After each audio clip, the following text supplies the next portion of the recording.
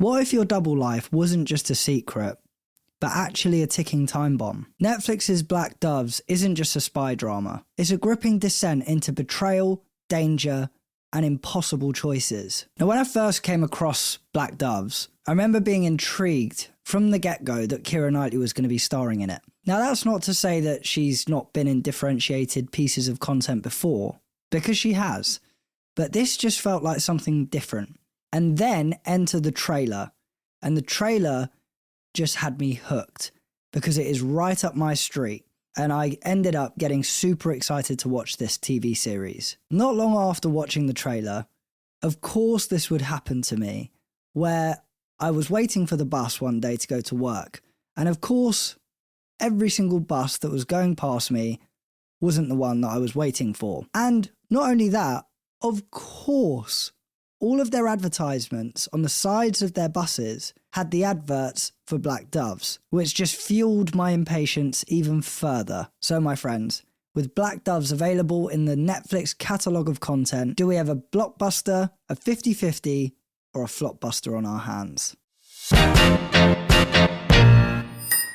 Black Doves is a gritty, high-stakes drama on Netflix that follows Helen, a covert spy deeply embedded into London's dangerous criminal underworld. By day, she lives a seemingly normal life, but by night, her espionage activities put her in constant danger. Helen's world begins to unravel when her secret double life collides with her personal one, putting the people that she loves in peril. The central conflict arises when Helen engages in an affair with a powerful man who holds dangerous secrets. This reckless decision thrusts her into the crosshairs of deadly enemies from the underworld. Balancing her covert mission, the threat of exposure, and protecting her loved ones creates a tense web of betrayal, danger, and moral ambiguity. The series builds a gripping resolution as Helen is forced to confront the fallout of her actions. She must leverage her skills as a spy to dismantle the threats against her while navigating the fragile relationships in her personal life. In a dramatic climax, Helen's resilience and ingenuity allows her to outsmart her enemies, though not without significant personal cost. The story leaves viewers questioning whether she can ever truly escape the shadows of her double life. We're getting 6 episodes that are roughly made up of 55 minutes in length. Now, for me personally, when I came away from watching this, it felt as if they managed to strike the ideal balance between the story and its delivery. And that's what made the duration of watching it feel like it was just the right length. Just right. The other cool thing with watching this TV show is that you almost feel like you're embarking on the investigation with the characters. Now, I know that might sound silly, but in many cases you would get filler episodes, or the episodes would feel a bit like a drag. It's such a drag. But with this one specifically, it felt as if with every episode there was something being introduced, and it felt like you were getting closer to the characters and the story progression because you were introduced to something new with every episode. Not making you feel rushed, but also making sure that it's not dragging on. Successful. When it comes to the plot and storyline of the show, I really did feel a sense of intrigue. And it's really interesting because the main plot feels like there's a subplot that plays a direct impact on the main plot.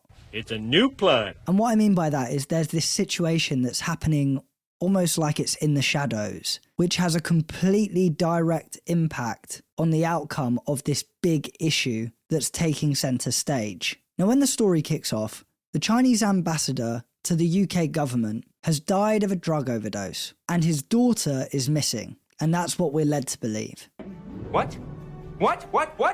But the Chinese government don't agree with this, and they have their suspicions, too right they should, because really the Chinese ambassador has been murdered and his daughter has been kidnapped. Now, even if we think that there are people in the shadows, the further into the story that you go, you end up uncovering more and more, as you would expect. But it is jaw-dropping where the story moves towards, because there are certain organizations in play that give you that jaw-dropping moment. It's my jaw. Drop it. Let me close that for you.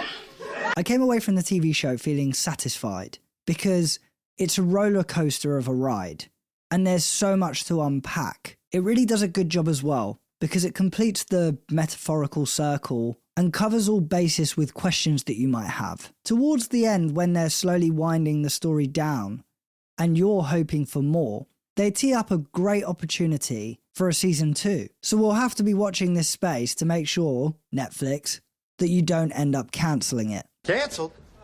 Now, when it comes to the critiques of the show, I really did like the integrated flashbacks, but I really wasn't a fan of the repetitive flashbacks. Now, for context, I thought that the flashbacks played an integral role in being able to drive the story forward and being able to deliver such a successful TV show. The thing that I didn't like was these repetitive flashbacks that were always the same, and they were always a little bit cringy. She cringed!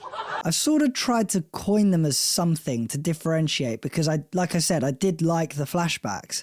So I've coined them as the love flashbacks because they were always the same. It was so repetitive and it was sort of like, okay, we get it. We've been here before. All right, move on from it or introduce something new. But they kept on playing it, and I swear they almost guarantee play it every single episode of the show. You're getting repetitive. Now, I can see why they wanted to do this and what they were trying to get at as an outcome. Every time that they were playing these repetitive love flashbacks, they were giving you a little bit more so that they could build on that memory and give you a more painted picture every time that they ended up showing it. It's like recording a 10-minute video, showing 1 minute in the beginning, and then every single time that you cut to another scene and then cut back to that scene that you're trying to show, adding another minute on, and then adding another minute on, and another, until you've exhausted and got to that 10-minute whole video. Again! Now, I wouldn't have minded this if they just stuck to the flashbacks, instead of trying to create something that just turned into a bit of an annoyance and almost act as if it was just sort of like a time waster. Instead, introducing flashbacks that followed the same theme if they wanted to stick to the character's backstory and history to do with their loves, but instead this just caused a little bit of a disruption in the viewing experience. Disruptive. Now, when it comes to the character portrayals and their development, I thought every character brought something different, each with a different set of complexities in some way, shape or form. Sam is my favourite character from the show, and he's riddled with conflict. Sam's journey is filled with personal struggles and moments of heartbreak. From a young age, he had one clear dream. He wanted to become a triggerman. To him, it wasn't just a job, it was who he thought he was meant to be. He worked hard to make it happen and eventually achieved his goal. But once he started living that life, he realised it wasn't what he truly wanted. Deep down, all he really longed for was a family, love, and a stable life. His inner conflict led him to make choices that hurt not only himself, but also the other people he cared about most. Trying to balance both worlds, Sam made mistakes that put his partner in danger. When things got out of control, he had no choice but to run away, and he ultimately ran away for 7 years. But even after all that time, Sam came back without really learning from his past. He still believed he could live both lives, the dangerous life as a triggerman and the peaceful life he dreamed of. When he returned, he took on a big mission, one much more important than he realised. Caught up in his own confidence and denial, he kept on trying to build a life while staying tied to his old one. But during a critical job, Sam had a wake-up call. He finally saw the truth. Being a triggerman wasn't what he wanted, and chasing that dream had only brought him pain and regret. That moment forced Sam to confront his fantasy that he'd been holding on to and face the reality of his choices. His story is a powerful and emotional look at a man torn between the person he thought he should be and the person he really is. Now, I really like Sam's character because you're able to connect with him on an emotional level. My emotions!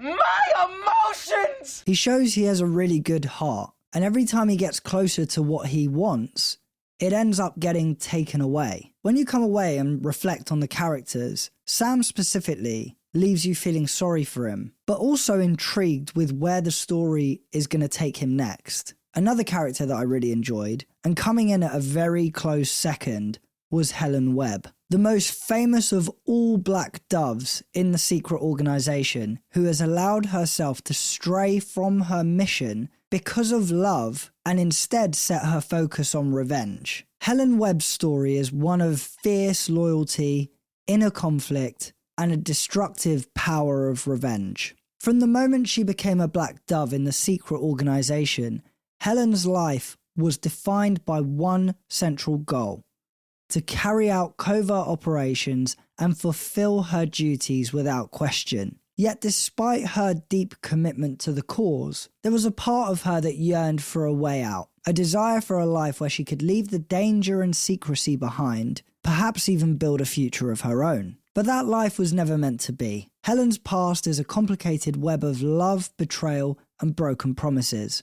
When she falls in love with a powerful man, it's not just her heart that's at risk, it's her entire future. Torn between her professional duties and personal desires, Helen finds herself at a crossroads. It's her love that ultimately pulls her back into the game, and she stays in the world of espionage, unable to escape the very thing that keeps her trapped. It's not long before Helen's internal conflict takes a darker turn. She becomes driven by a singular purpose: revenge.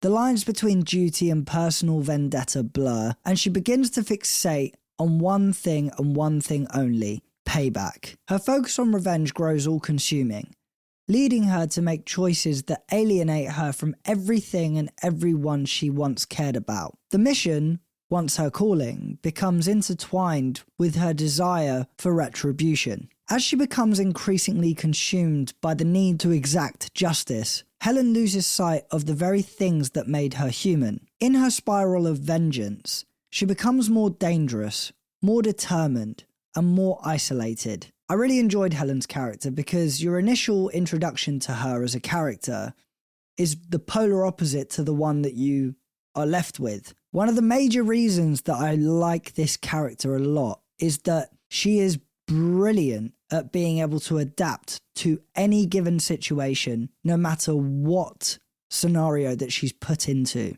I'm not angry.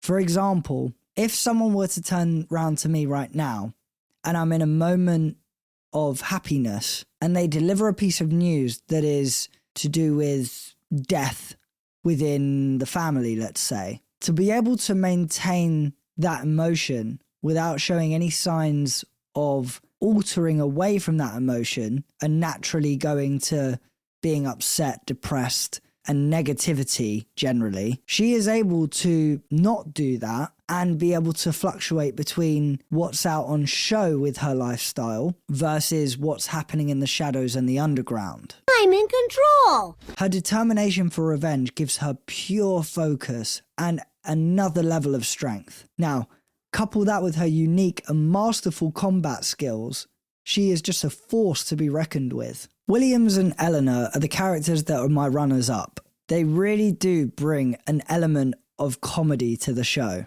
Williams and Eleanor both add a much-needed layer of humour to Black Doves, and their dynamic is a perfect counterbalance to the dark, more intense moments in the show. Williams initially comes across as a bit quirky, often providing light-hearted moments in intense situations. She's the character who, despite being surrounded by dangerous circumstances, keeps her sense of humour intact. Her witty one-liners and comical reactions bring a sense of relief to the show, making the audience smile even when the stakes are high. In several key scenes, her humorous outlook on life helps the team to stay grounded, and it's refreshing to see her navigate such a grim world with some levity. Eleanor equally injects comedy into the plot. She's more of a dry-witted, sarcastic presence, and her interactions with other characters often lead to amusing exchanges. Eleanor's ability to undercut serious moments with a quick, snarky remark helps break the tension, making her an indispensable part of the team. Her charm lies in her ability to deflect stress with humour, often revealing deeper layers to her personality and relationships, which gives us as the audience a chance to connect with her beyond the jokes. Both Williams and Eleanor serve as a comic relief, but they also bring much needed emotional balance to the show. Their chemistry with other characters highlights the importance of humour in even the most dangerous of environments. And they also provide the perfect foil to the more intense, revenge-driven storylines of Helen and the Black Doves. I really thought that Williams and Eleanor were great additions to the show, because initially, they come across as very serious characters, which is similar to the other characters. Then the more that they're included into the show, their personalities are brought out, and they help add that comedic element to the show. You are so funny. The characters that I wanted to really see more from were Reed and Lenny. I really enjoyed what their characters were about, and I feel that it's a bit of a shame that we didn't get to see more. Reed and Lenny are two characters that really stand out for their strength and leadership within the story. Yet I found myself wishing for more explanation of their backgrounds and motivations. Reed, portrayed with commanding presence, is a no-nonsense leader who carries authority effortlessly. Her unwavering commitment to the role within the organisation and her powerful decision-making skills are admirable, but I wanted to see more of the layers beneath that cold exterior. What drove her to become this powerhouse? Was there any part of her that still questioned the morality of the work she does? Or had she fully embraced her position? Lenny is another character who captivated me with her fierce independence and strategic thinking. As a leader in her own right, Lenny exudes a quiet strength and wisdom that could easily be further developed. We see glimpses of her sharp intellect and her ability to control situations with subtlety, but I couldn't help but feel that her character was underutilized. It would have been fascinating to dive deeper into her past, her own internal struggles, and what actually made her this formidable leader she became. Both Reed and Lenny are women of power, yet we only scratched the surface of their stories. The potential for their characters to be more fully realised was evident, and it's a shame that the show didn't give us the opportunity to delve into what made them tick. It left me craving more, eager to see them step into the spotlight and fully own their narratives. Both Reed and Lenny had extreme potential, because on one hand with Lenny, she has a lot of history with Sam and Helen, but then on the other hand with Lenny, she gave Sam his opportunity to become the trigger man, the very thing that he really fixated on wanting to become. We do get some history thanks to the flashbacks, but I just don't think that they went deep enough, and they really did miss an opportunity to do so. You missed! I mean, for me, maybe when we get a season 2, 3 or 4, at some point it would be great to have some sort of spin-off, and if I was to pick one of them, I'd probably place my bets with Reed. The One Ring. When it comes to the visual and cinematography, I thought both brought something unique and added a touch of class to the show. With the visuals, the classiness of the costumes really complemented to the theme of the show. The costumes in Black Doves brings a classy and stylish vibe that fits perfectly with the show's seriousness and elegant tone. Each character's outfit feels like a natural extension of who they are. For example, Helen Webb often wears sharp-fitted clothes that show her as someone in control, but also hint at the emotional struggle she's hiding. Reed and Lenny, on the other hand, wear powerful professional outfits that match their strong and commanding roles in the story. Reed, on the other hand, wears powerful professional outfits that match her strong and commanding role in the story. This sense of style doesn't just stop at the costumes. It carries over into the set designs as well. Every room has a polished and classy look, whether it's the sleek modern offices or the rich cozy lounges where big decisions are made. Together, the costumes and the settings create a world that feels elegant but also full of tension. It's these little details that make the show's visual style so memorable and engaging. I found the visuals to play a really pinnacle role in the success of the show. It created such a solid atmosphere that helped drive the story forward and really bring it to life for us as the audience. It really did well because depending on the tone with where we are in the story, whether it's a more relaxed and stylish piece or whether it's a highly intense and dramatic scene, the visuals all have that touch of class and subtlety in aiding us with bringing the story to life. It's alive! It's alive! It's alive! Which ultimately helped really and truly immerse ourselves in the story. And I really do have to say that I truly appreciate the level of detail that they went into with Black Doves. With the cinematography, It was the mixture of differentiation around all the different uses of camera angles that they integrated into the show, which really kept things interesting and exciting. The cinematography in the show truly stands out thanks to its variety and creativity. The expressive use of the camera brings a dynamic energy to the storytelling. For example, the high and low camera angles gives us that unique perspective, whether it's towering shots that highlight a character's dominance, or low angles that makes moments feel more personal and intense. Underwater shots that add an element of mystery and depth, immersing us in the tension of certain scenes. The slow-moving shots allow the emotions to settle in, drawing viewers into the gravity of the moment, while the sweeping landscape shots beautifully frame the setting, making the world of the show feel grand and immersive. This mix of techniques keeps the visuals fresh and ensures there's never a dull moment, as the cinematography works hand in hand with the narrative to heighten the impact of every scene. I found the cinematography to be really impressive with keeping me engaged because there are so many different techniques that are being used. And because of that variety, for me personally, it just added to the suspense and the intrigue, keeping me completely locked in and really wanting more. Want more?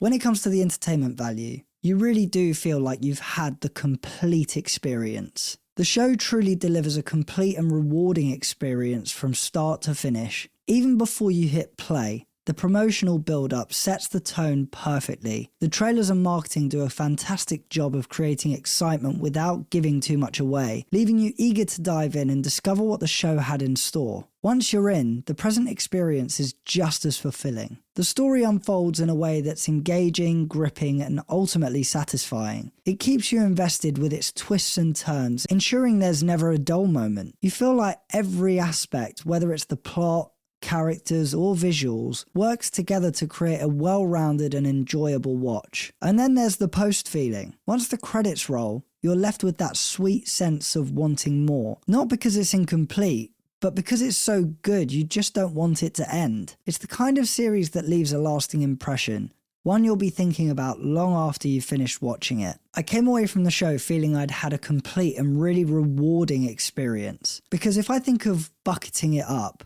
pre, present and post, it really built that excitement for me and it maintained it, and I think that's the key. Winner chicken dinner. If I think about the pre-promotional build-up, they did a brilliant job in being able to advertise and really drive the hype around the show. If I think about the present and engaging with the content of the show itself, they delivered a fulfilling and satisfying story, really showing their positive intentions around the attention to detail. And then there's the post-watch. After you've enjoyed the hype and you've enjoyed the content itself, it leaves you with that sense of wanting more because they tee up a season 2. And I'll tell you something, I'm truly excited to watch it when it comes out. Please, Netflix, don't cancel it. Don't you dare, Mother, don't you dare! I give season 1 of Black Doves a 4.5 out of 5 buckets, meaning it's a binge-watching blockbuster. So here's the binge-watching question. Do you think seeking revenge truly brings closure, or does it only lead to more destruction? Let me know your thoughts down in the comments below. As always, don't forget to smash a like if you enjoyed, subscribe to the channel if you're new, and follow us on social media to stay up to date with the latest content. If you like what you've seen here and you want to see more, click right here to see more. I'm Matthew, this is Binge Watcher. Thanks for binging with me.